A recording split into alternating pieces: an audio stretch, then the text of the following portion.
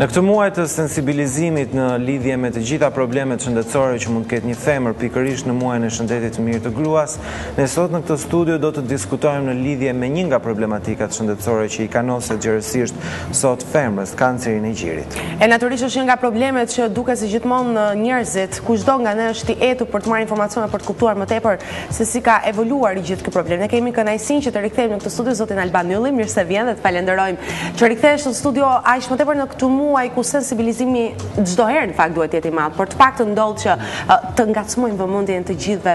për të kuruar apo edhe për të parandaluar. Po, është vërtet, është një muaj gjatë cilit gjithmonë, po themi vitet e fundit në Shqipëri, Ministria e Shëndetësisë, shoqëria civile, specialistët, mjek dhe jo mjek, janë duke u marrë gjithmonë më tepër me çështjen e kancerit gjirit në të gjitha drejtimet, si në drejtimin e përmirësimit të sistemit shëndetësor, por edhe në drejtimin shumë të rëndësishëm në këtë fushë, ndërgjegjësimin e grave, për të kuptuar se kjo është një sëmundje që mund të parandalohet, mund të kontrollohet nëse kapet herë. Dhe a ka një lloj, po themi, rritje të numrit të personave të cilët janë sensibilizuar, kanë kuptuar tashmë që ky është një rrezik i cili mund të ulet me kapjen që në fazat e para të shfaqjes së një kanceri? Kjo është pyetje drejtë, ka disa shifra për këtë, fakte drejt për drejta dhe të tërthorta për të demonstruar që numri i grave të cilat kanë dëgjuar për mamografinë për shembull, numri i grave të cilat kanë dëgjuar për parandalimin e kancerit të gjirit është në rritje. Është një numër shumë i vogël grash, do thosha më i vogël se sa 10%, biles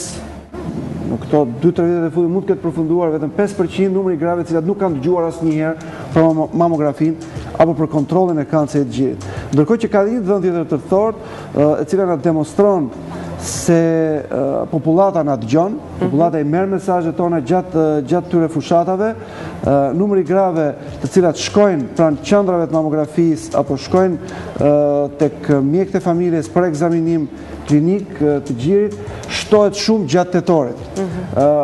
Për fat keq, ky numër nuk qëndron në shifra kaq të larta gjatë gjithë vitit, ai bie përsëri. Megjithatë, është një tregues që na dëshmon se nëse fushata të tilla do të vazhdonin gjatë gjithë vitit, ose do të shndërroheshin në forma të komunikimit masiv me gra, duke futur tashmë teknikat lajmërimit të grave në mënyrë sistematike, në mënyrë të kontrolluar nga sistemi shëndetësor, ne besojmë se do të kishim një përgjigje gjithmonë më masive të grave për përdorimin e shërbimeve shëndetësore. Mos harrojmë se është një sfidë e rëndësishme, ka të bëjë me bashkëpunimin e sistemit shëndetësor me gratë, flasim për një bashkëpunim të sistemit shëndetësor me gratë në momentin kur ato janë të shëndetshme, nuk janë të smura, dhe nuk është në traditën qoftë sistemi shëndetësor, qoftë grave të bashkëpunojnë kur personat janë të shëndetshëm. Për këtë arsye duhen mënyra inovative, të cilat nuk janë se do t'i shpikim ne për herë të parë, shumë do të zhvilluara janë duke zbatuar. Dhe në një farë mënyrë mendojt edhe për politikat se si mund të tërhiqen këto gra, apo jo, rreth këtyre ekzaminimeve, dhe po të shohim në vitet e fundit ka patur jo vetëm një punë të madhe sensibilizuese, por është ofruar të paktën edhe nga ana juaj, referuar mamografisë, një shërbim i cili është falës edhe në një farë mënyrë ka të rrequr apo jo që femrat të ndërgjegjësohen dhe të shkojnë për ta bërë atë. Edhe kjo është një hap i rëndësishëm i hedhur. Çfarë janë bërë në Shqipëri vitet e fundit lidhur me përmirësimin e sistemit shëndetësor? Do ta themi që ende Shqipëria nuk ka një program sistematik depistimit për kancerin e gjirit, por ama kapacitetet janë rritur dhe jemi në fazat e organizimit gjithmonë më të madh të sistemit shëndetësor. Lidhur me ato që ne e quajmë kujdesi parësor, qendrat shëndetësore, vetëm vitin e fundit mund të jenë trajnuar rreth 300 mjek dhe infermier të rinj për ta çuar numrin e përgjithshëm të personave trajnuar në rreth 700, dhe mund të themi me gojën plot që praktikisht në Shqipëri tashmë pothuajse nuk ka më asnjë qendër shëndetësore pa mjek, pa të paktën disa mjek trajnuar në këtë fushë, dhe ata janë gjendje, kanë profesionalizmin e duhur, aftësitë e duhura, si dhe ndërgjegjësimin e duhur për të pritur gratë dhe për të bërë ekzaminimin klinik gjirit që në mosha të reja.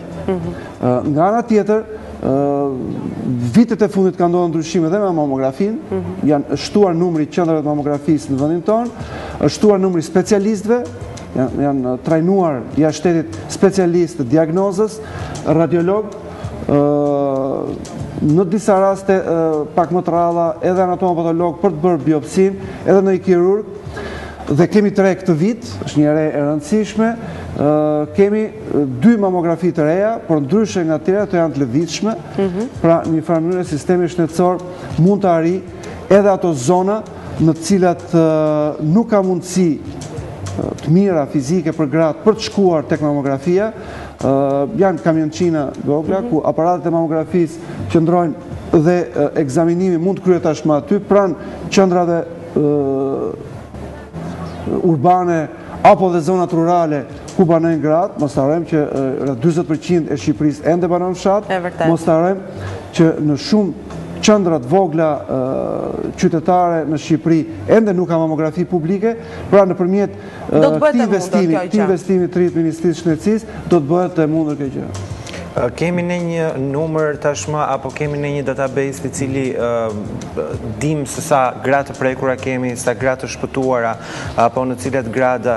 të sëmundjes së tyre janë në Shqipëri? Ende nuk kemi një, kjo është një pyetje shumë e mirë, që më vën mua në një situatë pak cikletshme, por do ta pranojmë, siç thash pak më parë, Shqipëria ende nuk ka një program sistematik depistimit, ka shpresa që i gjë e tillë mundet filloj vitin tjetër, pra gjithë protokollet të jenë gati, gjithë sistemet e referimit të jenë gati dhe sistemet e menaxhimit depistimit të jenë gati, por mund të them që ka shenja të cilat dëshmojnë për hedhjen e themeleve apo ndërtimin e strukturave të këtij sistemi. Nuk është një sistem që ndërtohet brenda një dite, duhen disa kohë. Shqipëria ka filluar, ka disa vite që punon në këtë drejtim, dhe në këtë vit mund të japë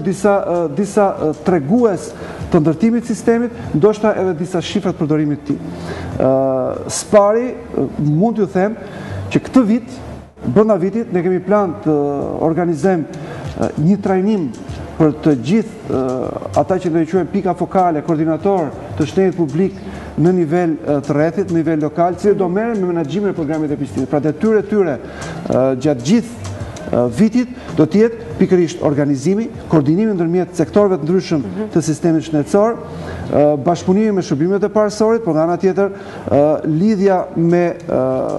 sistemet e nivelit shëndetësor ku bëhet diagnoza dhe trajtimi, koordinimi i gruas, hapërhë gratë ende janë, si të thuash, duke përdorur sistemin shëndetësor në mënyra vullnetare dhe pa mbështetjen e duhur, ka nevojë për qendra pranë sistemit të shtetit publik, të cilat kujdesen për to, të dinë se ku do të shkojnë, të dinë se cilat prej grave kanë dalë pozitive, sa prej tyre që kanë dalë pozitive kanë shkuar për referencë, kanë shkuar për diagnozë, sa prej tyre të cilat janë diagnostikuar me kancer gjiri, janë duke u trajtuar, në çfarë fazë janë kapur dhe si po shkon sëmundja e tyre, nëse janë shëruar, të ndiqen në komunitet e tjera si këto. Pra kemi një monitorime, le të themi nga momenti i parë deri në vazhdimsi. Dhe brenda pak kohësh do të kemi një sistem protokolli gjithë punës në nivelin e shtetit publik, do të trajnojmë personat në rreth 4 ditë në një kurs trajnimi të akredituar, do t'i kemi këto persona gati, ndërkohë po fillon puna për ndërtimin e gjithë protokolleve detajuara në kujdesin parësor, vitin tjetër me shumë gjas do të kryhet puna për protokollet në nivele më të larta të sistemit shëndetësor, do të fillojë një sistem i ftesës grave nëpërmjet infermierëve apo edhe teknika të tjera, ndoshta në momente të caktuara duke përdorur dhe median, pra mund të fillojmë të afrojmë gjithmonë më tepër një programi sistematik depistimit, i cili do na prodhoj një situatë shumë të qartë. Për momentin mund të themi që në çdo vit kemi më pak, diku tek 7.000, 8.000, ndoshta edhe 10.000 mamografi të kryera çdo vit nga gratë, dhe kemi me disa qindra, pra 200.000, 250.000 kishim vjetë raste me ekzaminime klinike të gjirë. Pra gratë cilat kanë shkuar tek mjeku i familjes dhe që ekzaminuar gjirë. Pra kemi filluar të kemi shifra në këtë drejtim. Pra ka një lloj lëvizje, le të themi, dhe një lloj ndërgjegjësimi të madh. Për hir të së vërtetës, duke jetuar me të gjitha këto situata, ne dim mjaft mirë që të paktën kanceri i gjirit, me të gjitha këto reforma, le të themi, politika që janë bërë në një farë mënyre, mund të jetë një nga kancerat më favorizues ku fundi ndonjëherë është më i largët. plot, le themi, apo jo për ta parandaluar. Këtë mund ta them me gojën plot. Kanceri i gjishtit nga kanceret, unë po i quaj më të mira, që shkojnë më mirë, me mbjetesë më të gjatë, një farë mënyrë kanceret me potencial më të madh shërimi, nëse kapet herët në 95% e rasteve mund t'i quajmë të shëruara, pra personat cilët tashmë janë thjesht me risk më të lartë për të zhvilluar një kancer tjetër, por kjo mund ndodhi më shumë vitesh ose s'ka përndodhur kurrë njët në tyre. Pra një shifër 95% rasteve të shëruara, unë them që është një histori e mirë suksesi. Për fat keq ende në Shqipëri kanceri i gjit kapet në faza të vonshme, diametri i diagnozës kanceri i gjit në Shqipëri është 3 cm mesatarja, po themi. Ka dhe që kapen herët, ka që kapen më vonë, po 3 cm e gjysëm, që është një shifër shumë e madhe. Do ta ulim këtë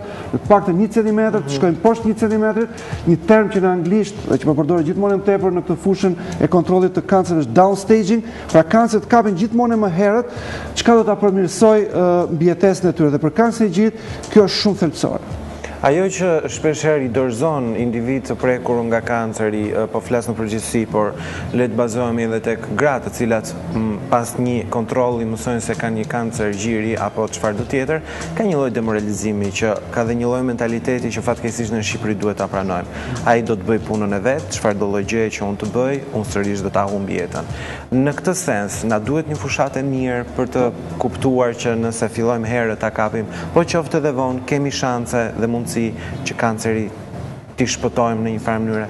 Atëherë, ju po flisni për një temë të rëndësishme në fushën e kancerit dhe prek dhe kanceri i gjit, si një ndër kancerat të cilët mund të parandalojnë shumë mirë nëpërmjet kapjes së hershme, që ka të bëjë me stigmën. Pra ka një stigmë, ka një paragjykim të fortë rreth rrotull kancerit, në më specifike për kancerin e gjit, siç thatë ju, gratë mund demoralizohen në momentin që diagnostikohen, ose, ako më keq, ato s'pranojnë të flasin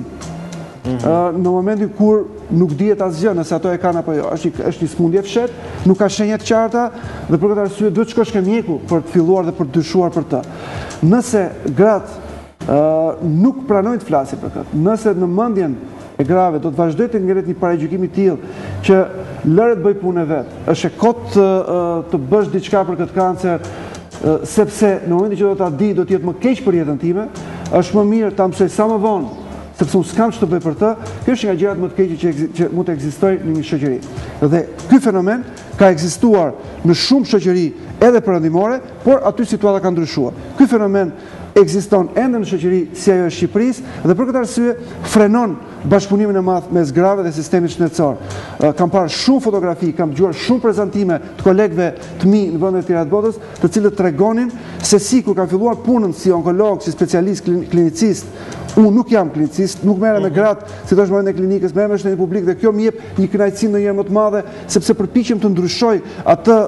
çka ka të bëjë me kapjen e hershme parandalimin, por edhe shumë klinicistë kanë lënë punën si klinicist pikërisht në momentet kur kanë parë që nuk kishte një bashkëpunim të mirë mes grave dhe kanë filluar të merren me shtet publik për të folur grave, për të treguar që kanceri nuk është një mallkim, sidomos kanceri i gjit, është një smundje e kontrollueshme, e parandalueshme, e shërueshme dhe gjithë bashku mund të bëjmë shumë për këtë. Në momentin që gjithë shoqëria fillon të ndryshojë mendimin,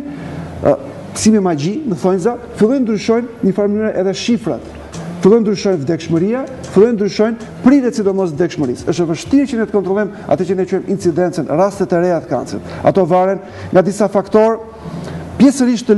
të kontrollueshëm për ne, siç është obeziteti, por pjesërisht pa kontrollueshëm për ne, siç është për shembull jeta riprodhuese, lindja e fëmijëve apo gjëra të natyre. Por kapja e hershme është në kontrollin ton dhe